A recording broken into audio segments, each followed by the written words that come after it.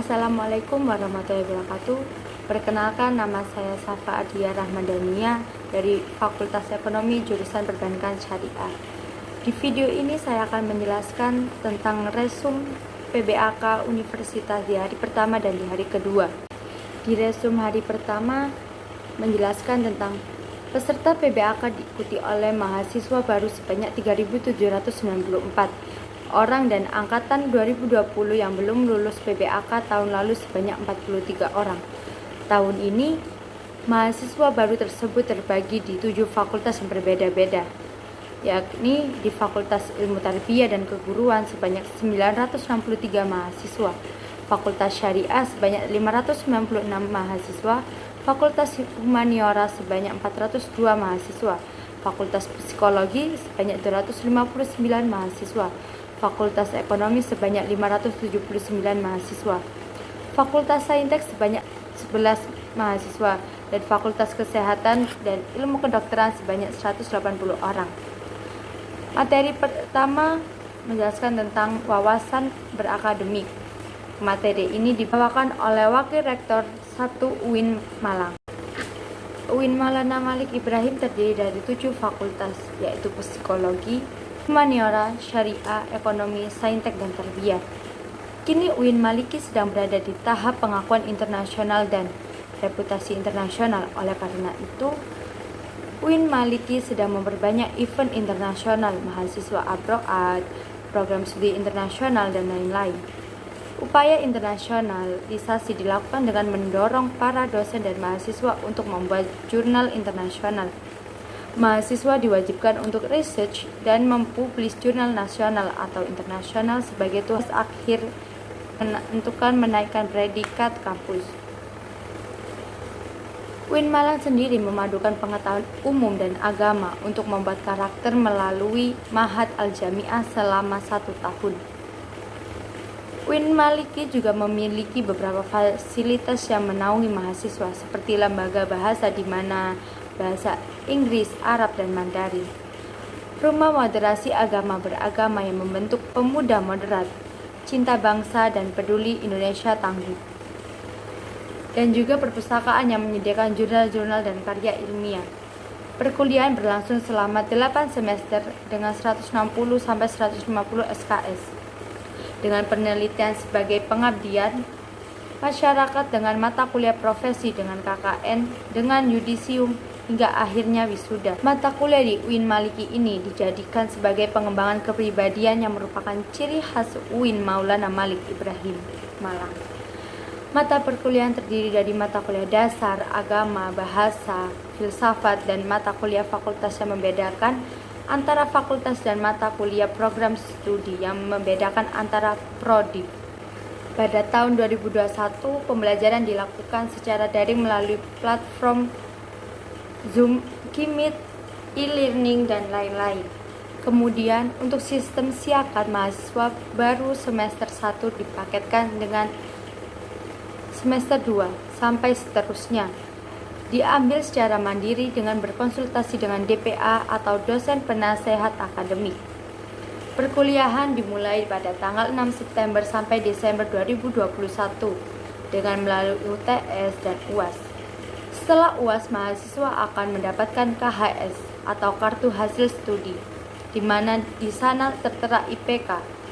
IPK berpengaruh terhadap SKS. Semakin kecil IPK, semakin sedikit. Semakin besar maka akan semakin banyak alias cepat lulus. Mahasiswa UIN Maliki diharapkan aktif dan dapat menjadi manusia yang bermanfaat. Di materi yang kedua dibawakan oleh Dr. Haji Ahmad Fattah Yasin MAG. Kita adalah the best human material. Mahasiswa baru harus mengupayakan diri baik secara mental dan spiritual dalam mengikuti perkuliahan di UIN Malang. Orang yang memiliki mental spiritual memiliki 3 indikator yaitu yang pertama berpikir ilmiah. Mahasiswa baru harus melandasi pikiran dengan pengetahuan umum dan agama. Yang kedua, berperilaku islami dengan cara tampil dengan style khas UIN Malang, yakni berpakaian islami dan tidak berambut gondrong serta berbicara sopan dan sebagainya. Yang ketiga, menjadi mahasiswa yang kreatif dan terampil dalam bermasyarakat. Contohnya seperti UKM. UKM adalah wadah untuk memenuhi bakar mahasiswa. Yang kedua, jika akan lulus, mahasiswa dituntut untuk mengumpulkan SKKM atau yang disebut dengan Satuan Kredit Kegiatan Mahasiswa yang akan dituangkan di SKPII, Surat Keterangan Pendamping Ijazah. Hal ini didapat dari kegiatan non-akademik dengan skor minimal 250 poin. Janganlah menjadi mahasiswa yang sekedar kuliah lalu pulang, namun jadilah mahasiswa yang juga aktif dan berorganisasi. Kampus menyediakan beasiswa berupa prestasi akademik maupun prestasi non-akademik. Jika ingin menyampaikan aspirasi, maka mahasiswa bisa menyampaikan melalui SEMA, DEMA, atau HMPS ataupun HMJ. UIN Maliki juga memiliki akselerasi, jadi saat semester 7 diperbolehkan mengambil S2, namun dengan syarat dan seleksi yang cukup ketat. Lulusan UIN Malang tidak hanya sekedar menjadi ustadz dan ustazah atau ahli agama, tetapi juga bisa menjadi lainnya. Kita harus bangga menjadi mahasiswa UIN karena di universitas ini kita tidak hanya diajarkan ilmu pengetahuan, namun kita juga diajarkan ilmu agama. Kini di Indonesia masih pandemi. Kini kota Malang levelnya sudah turun dari level 4 menjadi level 3. Jika vaksinasi terus digalakkan, maka hal ini akan segera membentuk herd immunity yang akan segera menyelesaikan masalah corona ini. Di hari kedua ada 4 materi. Yang pertama, saya akan menjelaskan tentang DEMA.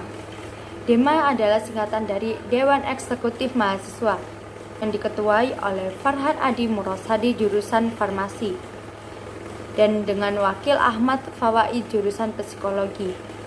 DEMA merupakan organisasi intrakampus atau OMIK yang merupakan lembaga eksekutif mahasiswa di level universitas. Fungsi DEMA yang pertama adalah sebagai pelaksana program organisasi kemahasiswaan. Yang kedua, sebagai lembaga yang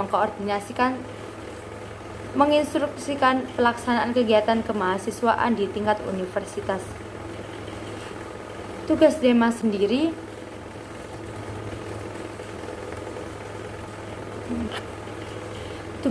sendiri yaitu melaksanakan program kerja organisasi yang sudah disepakati Senat Mahasiswa atau yang biasa disingkat oleh SEMA Universitas.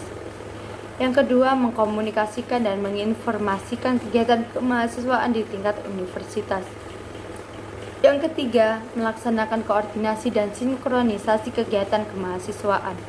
Dan di materi yang kedua, saya akan menjelaskan tentang apa sih yang dimaksud dengan SEMA. SEMA sendiri yaitu SEMA diketuai oleh Muhammad Adi Faroni. SEMA merupakan organisasi mahasiswa UIN Malang yang berperan sebagai lembaga legislatif yang mengkoordinasi DEMA, UKM, dan HMJ. Fungsi SEMA yaitu advokasi, legislasi, pengawasan, dan penganggaran, membantu mahasiswa dalam segala masalah untuk disampaikan kepada pihak terkait. Tugas SEMA sendiri yang pertama adalah mengawasi dan mengontrol DEMA universitas. Yang kedua, memberikan persetujuan setiap kegiatan yang akan dilaksanakan oleh DEMA universitas. Yang ketiga, memberikan pengesahan setiap laporan pertanggungjawaban setelah selesai agenda tersebut. Yang keempat, memfasilitasi aspirasi mahasiswa UIN Malang dan menyalurkannya kepada pihak-pihak yang bersangkutan. Yang kelima, mengawasi setiap kebijakan dan keputusan yang diambil oleh DEMA universitas. Yang keenam, merancang dan menetapkan peraturan organisasi di UIN Malang. Yang ketujuh, mengesahkan peraturan DEMA universitas. Yang kedelapan, menjadi mitra kerja DEMA universitas dalam melaksanakan kebijakan organisasi kemahasiswaan wewenang SEMA.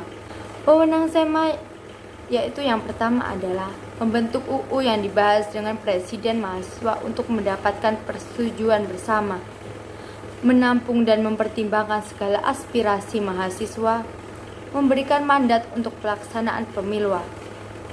mengawasi pelaksanaan hasil-hasil sidang SEMA Universitas, mengawasi pelaksanaan program kerja dan kebijakan DEMA Universitas, turut adil dalam mengkaji permasalahan yang timbul di dalam negara dan di tingkat universitas, menerima dan membahas usulan PO yang berkaitan dengan bidang tertentu dan mengikut sertakan dalam pembahasan. Materi yang ketiga, saya akan menjelaskan tentang UKM. Di sini UKM dibagi menjadi beberapa bagian. Yang pertama, saya akan menjelaskan tentang UKM Menwa.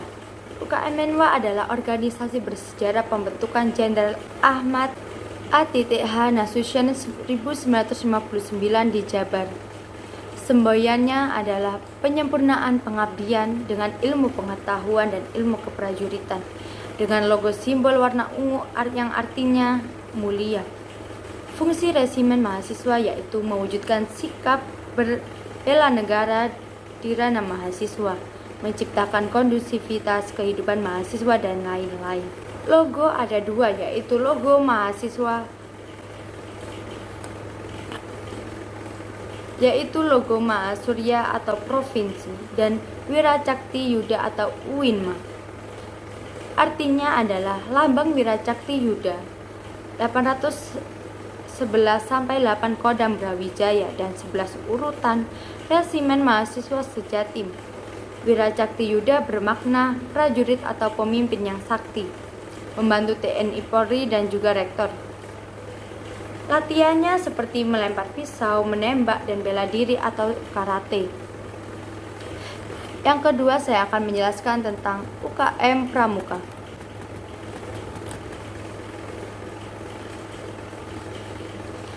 UKM Pramuka yaitu Racana Maulana Malik Ibrahim Dewi Chandra Wulan 2021, berlandaskan ulul albab dan pemangku adat.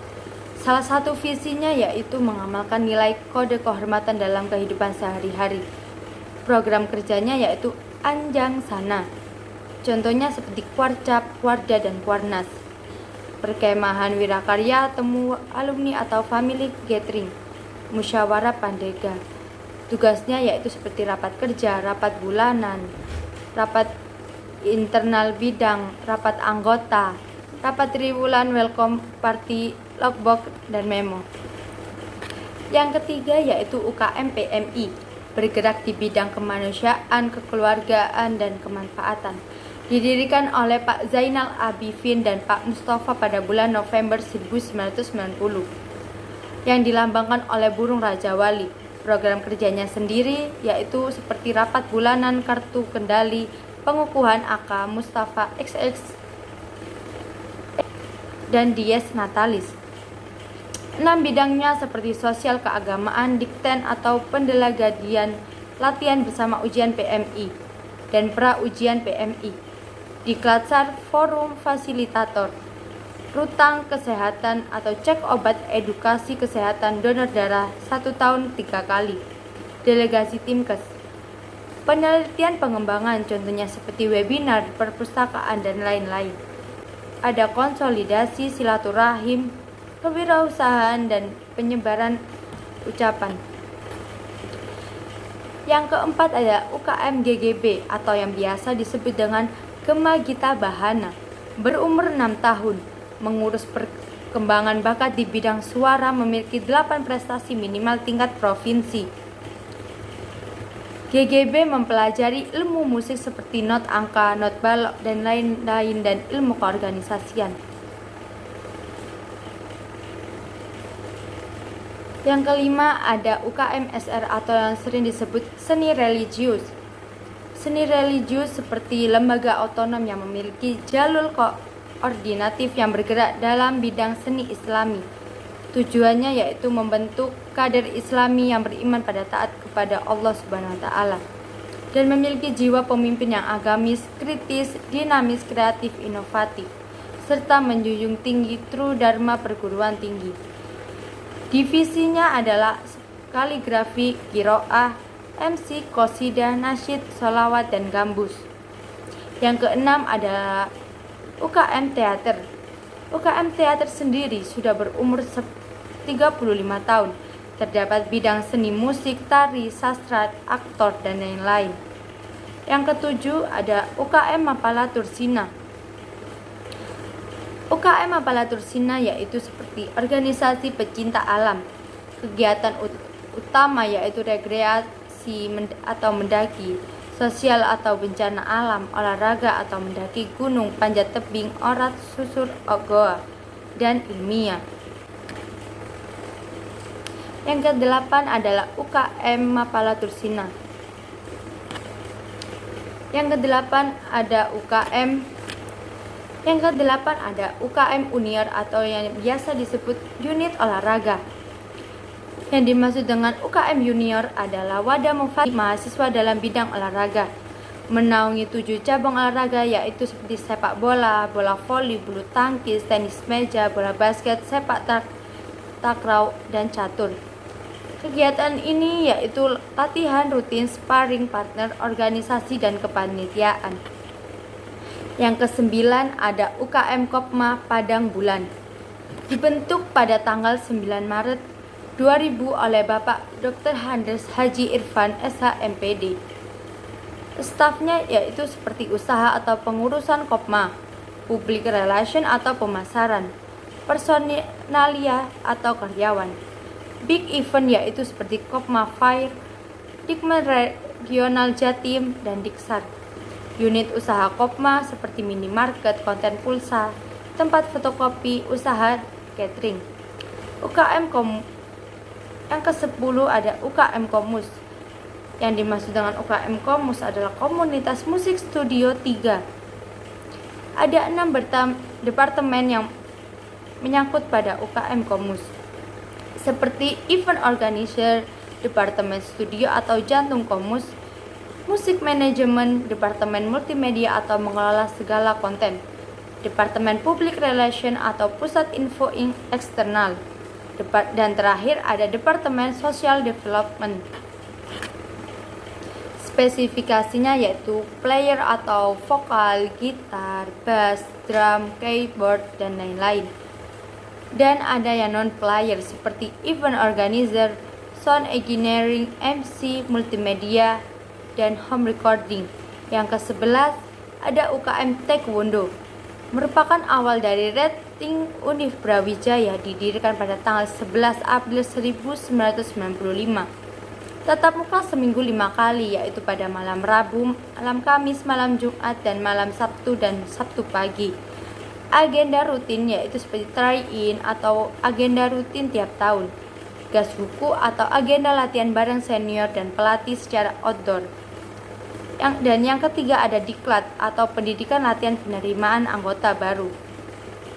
Yang ke-12 ada UKM Jepret Club atau yang biasa disingkat dengan JC. Klub fotografi yang tidak fokus hanya pada satu bidang ini, namun pelajari di bidang videografi, anggota UKM Semalang Raya. UKM Jepret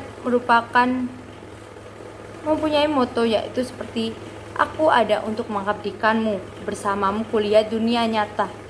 Kegiatannya yaitu diklat, pameran, hunting besar. Yang ke-13 ada UKM Simfoni. Platformnya adalah Simfoni FM. Program hariannya yaitu Simfoni Morning Show, Free Time, Fresh and Relax, Hai Indonesia, Mizan Muslim Zaman Now, Halo Kampus, dan Free Line. Program mingguannya ada Simfoni Weekend Show, Daybak, Simfoni Searcher, Fresh Sunday, Top Card, Soda, Diary Meme, English Day, Yaumul Arabi. Program unggulannya adalah Off Air atau Simfoni Indie Awards dan Station. On Air ada daily program dan weekly program. Yang ke-14 ada UKM LKP 2, Kajian Penelitian dan Pengembangan Mahasiswa. Berdiri pada tanggal 1 Juli 1999. Biro-biro LKP 2M yaitu seperti kajian atau melatih nalar melalui kajian, penelitian atau melatih memiliki kemampuan menulis naskah riset, dan lain-lain. Ada keorganisasian. LKP 2M telah mengikuti berbagai perlombaan hingga kancah nasional. LKP 2M aktif menulis dan membuat karya baik secara nyata atau buku maupun di media sosial. Yang ke-15 ada UKM UAPM Inovasi, unit kegiatan mahasiswa yang bergerak di bidang jurnalistik. Didirikan pada tanggal 21 Maret 1986 di Malang, Jawa Timur. Yang mempunyai visi memihak kesadaran nurani. Filosofis teks UAPM melambangkan independensi. Produknya Kipos berupa koran kumpulan isu, ranah kampus dan majalah. Berupa majalah tahunan berisi depth news yang kritis analis. Agenda rutinnya seperti diklat tingkat dasar, upgrading skill, jurnalis camp, sekolah filsafat, rapat akhir tahun, dan diskusi rutin. Yang kedua, saya akan menjelaskan tentang kebangkitan bangsa menuju Indonesia tangguh, yang dibicarakan oleh Muhammad Hasanuddin Wahid dan Muhammad Hum, anggota DPR RI. Sekarang kita berada di era digital 4.0 dan akan menuju 5.0, yaitu seperti memakai hologram. Kata pepatah, siapa yang ingin memajukan dunia, dia harus pandai IT. Barang siapa yang tidak bisa menjadi mahir dalam IT, maka akan menjadi budak dunia. Ada 3 kekuatan pengubah dunia, adalah yaitu yang pertama kemajuan teknologi, yang kedua agama, dan yang ketiga pasar. Ada juga peran dan peluang UIN. Yang pertama, arus utama pengembangan teknologi digital. Yang kedua, link dan match dengan sektor industri. Yang ketiga, menjadi kekuatan sosio-teknopreneur. Yang keempat, ada epicentrum ajaran agama inklusif. Cara bekerja pada masa depan adalah munculnya jenis pekerjaan baru akibat digitalisasi dan otomatisasi. Cara menjadi generasi unggul, yang pertama adalah keagungan moral dan spiritual. Yang kedua, gandrung ilmu pengetahuan. Yang ketiga, memiliki digital quotient. Yang keempat, kesalehan atau peduli sosial. Barang siapa yang mau kuasai dunia harus dengan ilmu, mau kuasai akhirat harus dengan ilmu. Kalau mau keduanya maka kuasailah dengan ilmu. Kita harus mempunyai kecerdasan emosional, tidak hanya kecerdasan digital. Jadi mahasiswa UIN Malang harus punya 2 arus besar, adalah Sunni dan Syi'i Islam. Social labeling seperti Islam, liberal, sekular, pragmatis, modernis, tradisionalis, fundamentalis, ekstremis, teroris. Label kontemporer adalah Islam moderat dan Islam Nusantara. Apa itu moderasi dalam Islam? Definisi moderasi yaitu secara etimologi wasatiyah berarti jalan tengah atau middle path, posisi tengah berkeadilan. Secara terminologis, pemahaman praktek keagamaan yang menjunjung tinggi kesetaraan, keberagaman, toleransi dengan berpijak pada prinsip tawazun antara resiko atau logika. Dasar teologis yaitu Al-Quran, surat Al-Baqarah ayat 143, beberapa hadis dan dalam Sahih Bukhari. Sekian video dari saya. Terima kasih. Wassalamualaikum warahmatullahi wabarakatuh.